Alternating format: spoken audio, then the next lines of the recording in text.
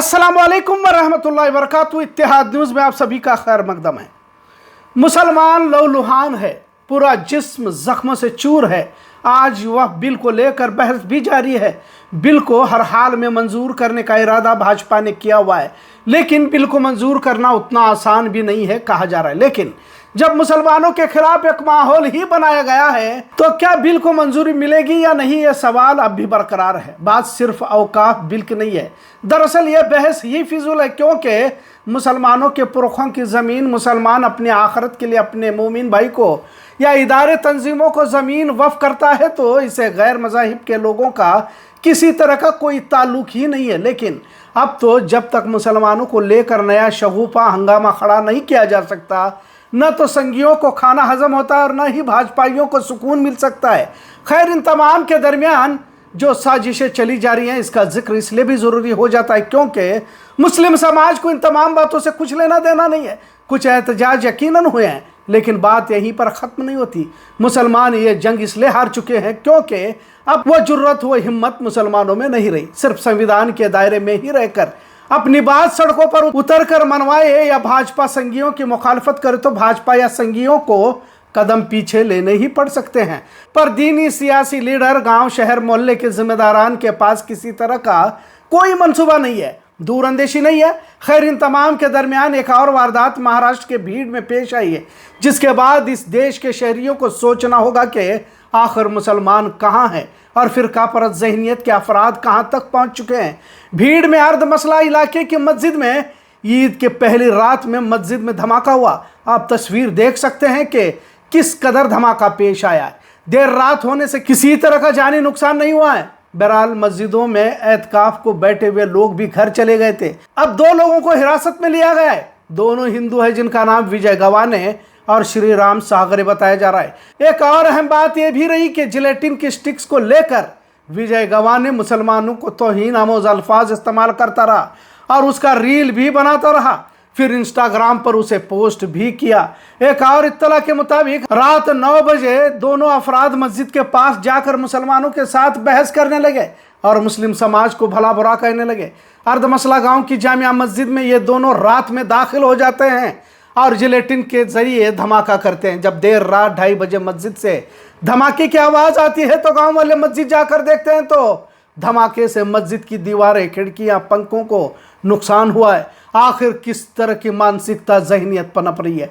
विजय गवाने और श्री राम सागरे दोनों अनपढ़ हैं, पर इनमें तासुब का मियार तो देख सकते हैं और इन्हें इस बात का भी एहसास है कि इनके पीछे हिंदुत्व तंजीमें खड़ी हो जाती हैं। मतलब अब मुसलमानों पर इक़दाम किया जा रहा है, हमले किए जा रहे हैं, जिसकी शुरुआत के तौर पर इसे इशारा कह सकते हैं। अगर इस खबर को दूसरे पहलू से देखा जाए तो कोई मुस्लिम किसी दीगर मज़ाहिब की इबादत गाह में इस तरह की हल्की भी हरकत कर देता तो पता नहीं पूरे मुल्क भर में इसका क्या रद्द अमल होता।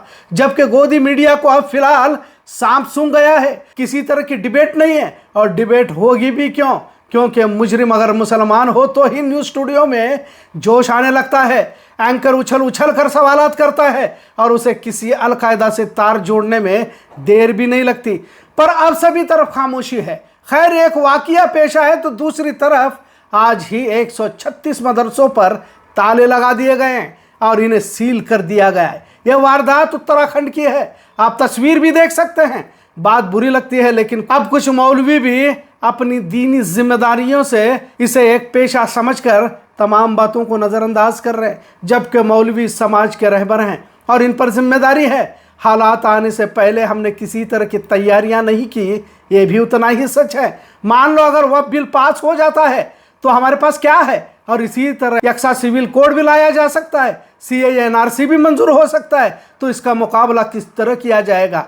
कुछ तंजीम इदारे जो आवाज़ उठा रही हैं, क्या इतना काफ़ी है? आज उत्तराखंड में 136 मदरसे बंद किए गए, बच्चों को बाहर निकाला गया। अब हालात को कैसे काबू किया जाएगा? क्या एहतजाज शाहीन बाग की तरह कर पाएंगे? क्या जेलों में जाने का जिगरा आज के मुसलमानों में है? यह इसलिए कहना पड़ता है क्योंकि हमने इससे पहले की नस्ल और मौजूदा नस्ल को जुर्रतमंदी पर खड़ा ही नहीं किया। आज भी बेलगाम में मुस्लिम नौजवान सिर्फ आपस में लड़ते देखे जा रहे हैं। दरबार गली, खड़े बाजार और कोयला होटल वीरभद्र नगर इलाके में पूरा रमज़ान मुस्लिम नौजवानों ने 23 झगड़े अंजाम दिए हैं। और आखिरी ईद के रोज भी शाही होटल में आपस में मारामारी की। अब जब गैंग बनाने का शौक ही मुस्लिम नौजवानों में आया है और जोश सिर्फ मुसलमानों पर ही आजमाया जाता है, तो क्या हालात का मुकाबला कर पाएंगे? क्या बजरंग दल का ये लोग मुकाबला कर पाएंगे? क्योंकि हमारे इलाकों में ही इन्हें जोश आ जाता है और दिगर जगहों पर जाते हैं तो इनका जोश सर्द पड़ जाता है।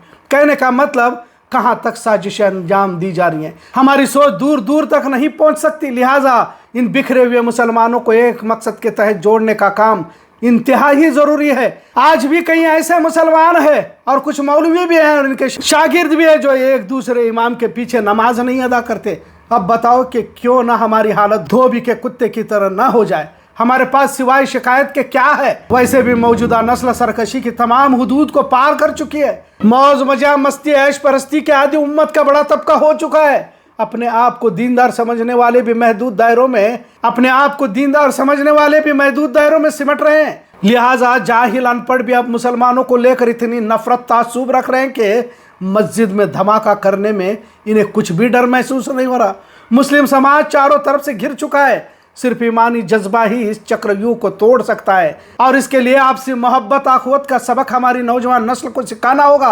आज का मौजू डराने के लिए या मुसलमानों की हिम्मत को तोड़ने के लिए नहीं है, बल्कि मुसीबत आफत कहाँ तक पहुँच चुकी है जिसका एहसास हमारे अंदर आना जरूरी है। एहसास ही हमारे रास्तों को हमवार कर सकता है। कई सारे मामलात आज भी पेश आ रहे हैं। मदरसों को बंद किया जा रहा है, मस्जिदों में धमाके किए जा रहे हैं और मुसलमानों की मस्जिद, दरगाह, इबादत गाहें, मकतब, खानकाहें अपने कब्जे में लेने की तैयारी वह बिल के जरिए की जा रही है। अब भी बहस जारी है, पर फिरका परस्त शातिर है। मुसलमान बिखरा हुआ है। आज एहतजाज के लिए आवाज़ तक हलक से नहीं निकाल रहा। जब एहतजाज की ही हिम्मत हमारे अंदर नहीं है तो फिर कुर्बानियाँ कहाँ से पेश करोगे? आज भी 1857 की कहानियाँ सुनाकर इत्मीनान ज़रूर कर सकते हैं। खुद कभी दीन की खातिर सब कुछ निछावर करने की तरबियत से क्यों नहीं गुजरना चाहते? लिहाजा बहुत ही नाजुक मोड़ पर मुसलमान पहुंच चुका है। मुल्क का संविधान जो सत्ता में है वो बदलना चाहते हैं। संविधान ही इस मुल्क की रूह है, पर जिस्म से रूह निकालने की फिराक में फिरका परस्त है इतना ज़रूर। आज का मौजू कैसा लगा इस पर ज़रूर कमेंट करें। इत्तेहाद न्यूज़ देखने के लिए शुक्रिया। अल्लाह हाफिज़।